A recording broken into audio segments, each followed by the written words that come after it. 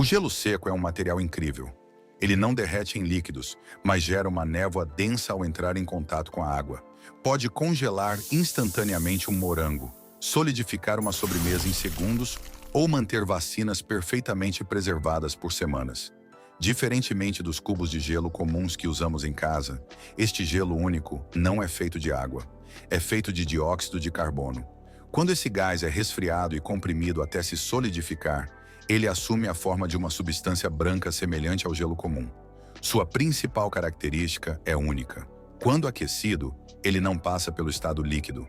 Ele ignora essa etapa e passa diretamente do estado sólido para o gasoso, um fenômeno que os cientistas chamam de sublimação. Por não liberar umidade ao evaporar, o gelo seco é muito procurado para a conservação de alimentos e medicamentos. Sua névoa misteriosa tornou-se um elemento básico dos efeitos especiais em shows e eventos.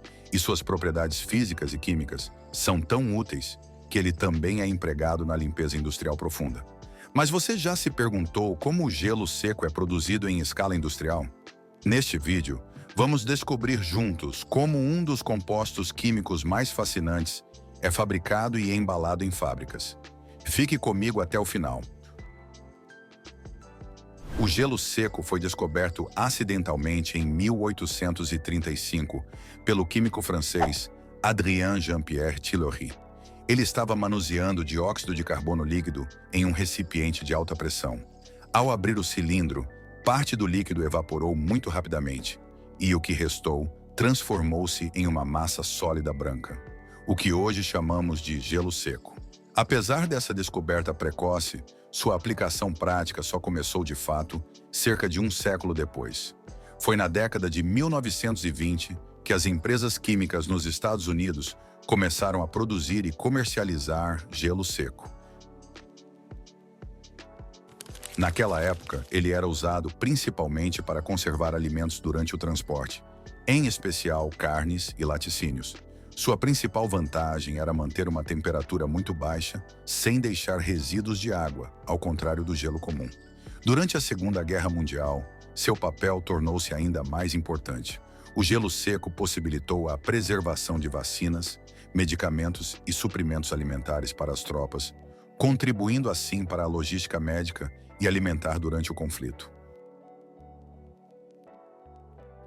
O que distingue o gelo seco do gelo comum é seu comportamento direto de sólido-gás, a sublimação, que impede a formação de água e resíduos.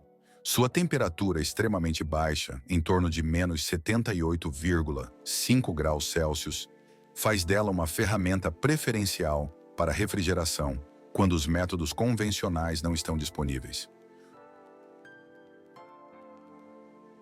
Sua principal função é manter materiais em baixas temperaturas, onde a infraestrutura de refrigeração é precária. Um exemplo primordial é o transporte de órgãos para transplante, como o coração, que deve permanecer em temperaturas muito baixas durante toda a viagem. O gelo seco também é usado para transportar vacinas ou qualquer tipo de material biológico sensível. É ideal para manter condições térmicas estáveis e seguras. Quando o gelo seco é colocado em água quente, o dióxido de carbono é liberado muito rapidamente, criando uma nuvem densa, daí seus efeitos especiais espetaculares. Mas vamos agora examinar o processo de fabricação. Como obtemos esse gelo que parece vir de outro mundo? Tudo começa com dióxido de carbono puro, que é extraído e processado a partir de diversas fontes industriais. Um processo comum é a captura do CO2 liberado durante a fermentação do açúcar na produção de álcool em cervejarias e destilarias. Esse gás, produzido em grandes quantidades, é capturado, purificado e armazenado. O dióxido de carbono também pode ser recuperado como subproduto durante a síntese de amônia, um componente importante dos fertilizantes, e é capturado antes de ser liberado na atmosfera.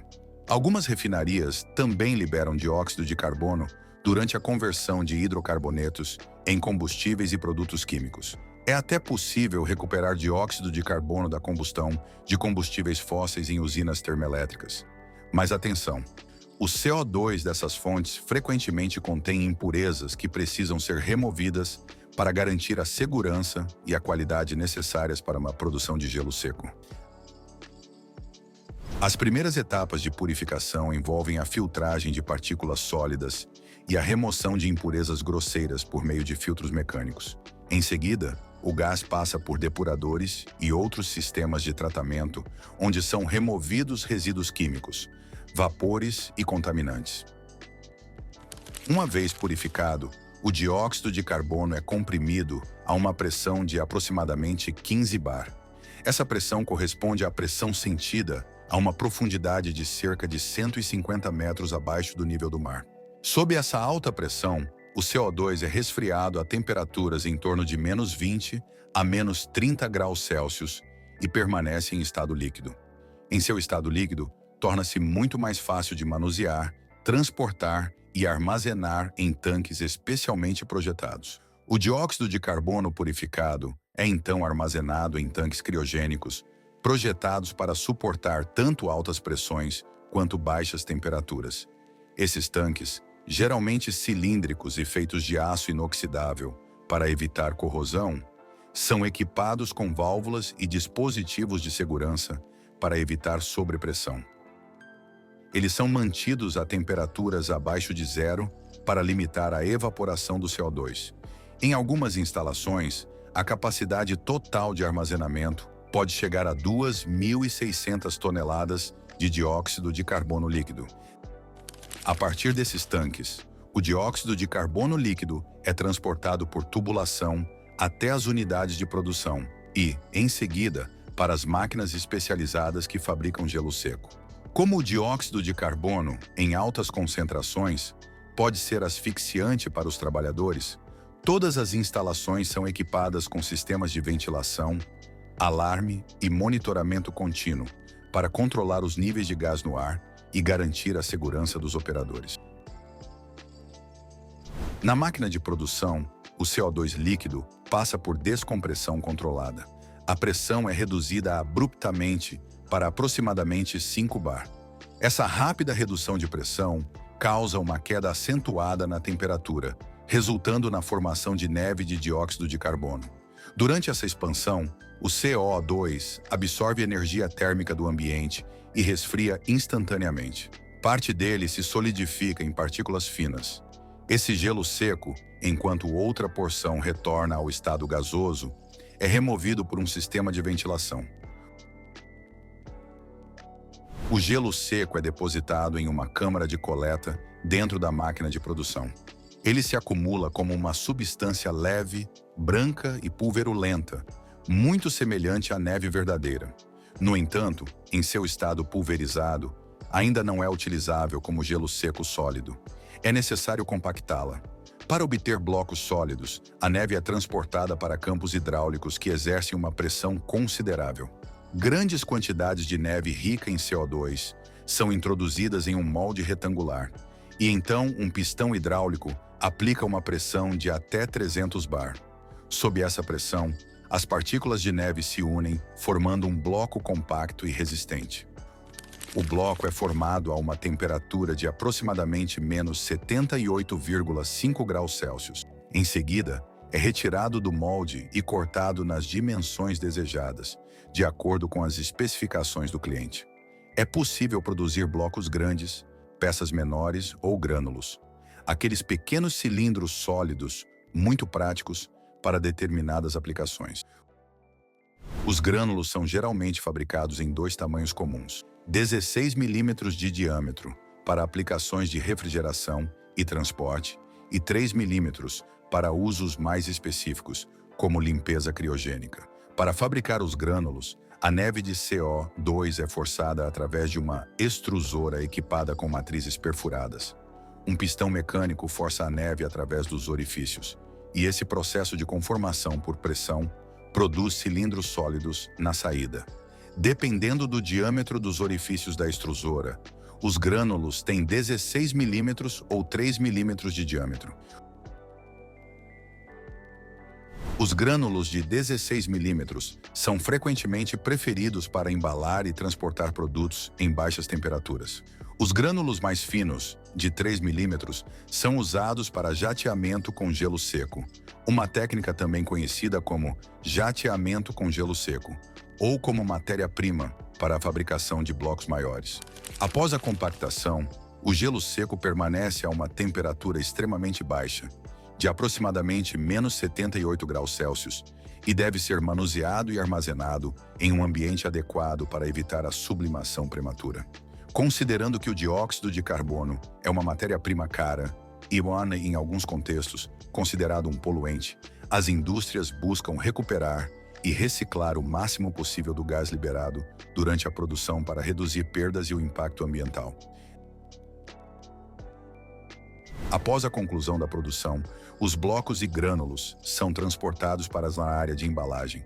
Nessa etapa, são realizados testes laboratoriais. Peso, dimensões, densidade e compactação são fatores que influenciam a resistência de um produto e sua capacidade de suportar a fragmentação durante o transporte. A pureza do produto também é analisada para garantir que atenda aos padrões de qualidade comerciais. Após passar por esses testes, o produto final está pronto para armazenamento e distribuição.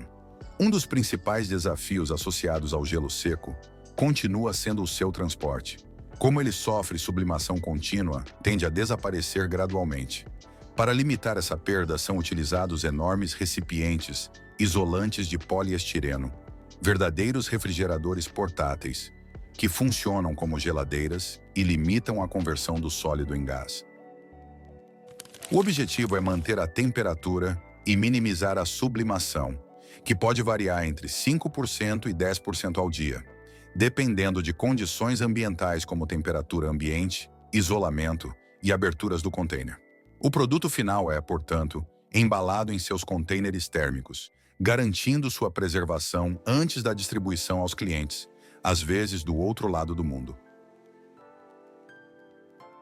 Como o gelo seco atinge temperaturas próximas a menos 78 graus Celsius, geralmente não é necessário colocar os engradados em unidades de refrigeração elétrica. O gelo seco mantém-se frio e sólido por si só, desde que armazenado corretamente. Atualmente, é utilizado em diversos setores. Na indústria alimentícia, garante que as mercadorias cheguem congeladas ao local onde precisam estar, desde produtos congelados a itens perecíveis. Em hospitais, o gelo seco preserva vacinas, amostras biológicas e até mesmo órgãos destinados a transplantes. Na indústria, os grânulos são usados em processos de limpeza criogênica para remover ou limpar máquinas e moldes sem deixar resíduos químicos. E claro, na indústria do entretenimento, o gelo seco produz a névoa icônica que enriquece shows, concertos, peças de teatro e produções cinematográficas. Obrigado por nos acompanhar. Se você gostou deste documentário, curta, inscreva-se no canal e ative as notificações para não perder nenhum conteúdo novo.